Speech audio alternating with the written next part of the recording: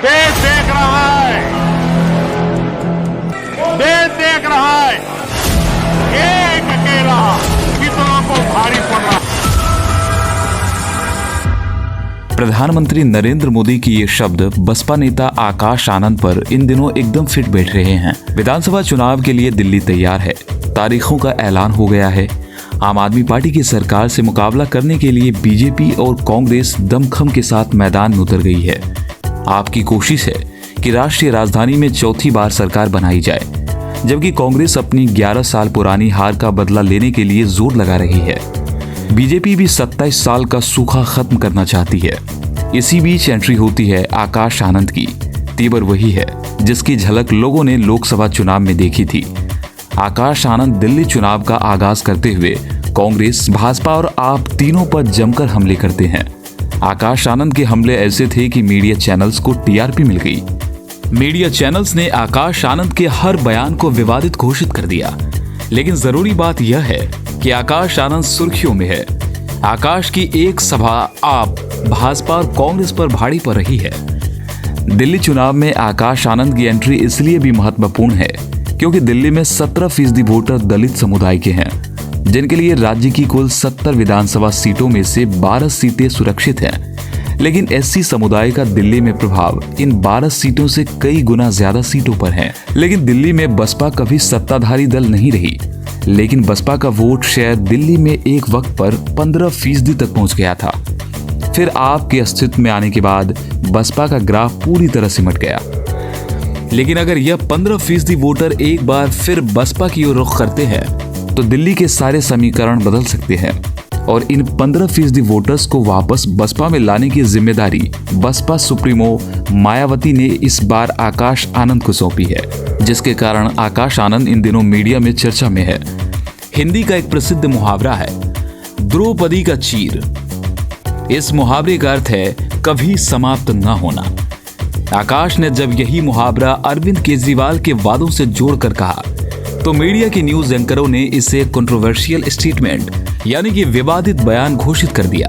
2014 में उन्होंने वादा किया था कि मैं दिल्ली में 8 लाख रोजगार दूंगा। उसके बाद 2022 में दोबारा वादा किया कि मैं 20 लाख से ज्यादा सरकारी नौकरी दूंगा, यानी टोटल में 28 लाख से ज्यादा रोजगार देने का वादा किया था। परंतु आज 11 साल बाद भी केजरीवाल जी की सरकार ने मात्र 12,500 नौकरियां दी हैं। मात्र 12,500 नौकरियां। भाई साहब, इनसे अगर कोई पूछे ना कि आपके वादों के पिटारे को खोल के दिखाओ, तो ये तो इतनी लंबी लंबी हाँकते हैं जैसे द्रौपदी की साड़ी हो, ये फेंके जाए और हम लपेटते जाएं। 28 लाख नौकरियां देने का वादा किया था और दिया क्या? 12,500 नौकरियां। लेकिन आकाश आनंद का सबसे तीखा बयान जो मीडिया से गायब है, जिसमें आकाश आनंद ने केजरीवाल से सवाल करते हुए कहा कि जब दिल्ली के मुख्यमंत्री अरविंद केजरीवाल और उनके दोनों डिप्टी सीएम जेल में थे तो किसी एससी व ओबीसी वर्ग से दिल्ली का मुख्यमंत्री क्यों नहीं बनाया? और जब ये लोग जेल में थे तब इनके पास मौका था हमारे एससी या ओबीसी समाज में से किसी को उप मुख्यमंत्री और मुख्यमंत्री बनाने का, तो उन्हें क्यों नहीं हमारे एससी या ओबीसी समाज से सीएम बनाया? आप सबको इस सवाल का जवाब मांगना होगा साथियों। जब इनके पास मौका था तो क्या इनके पास एक भी ऐसा एमएलए नहीं था जो एससी समाज से या ओबीसी समाज से जिसको वो सीएम बना सकते थे? इनके पास कई मौके रहे साथियों, इन्होंने एक बार भी हमारे समाज को वो सम्मान नहीं दिया जिस सम्मान के एवज में ये सत्ता में आए। आकाश आनंद ने आपके बाद सबसे तीखे हमले भाजपा पर किए।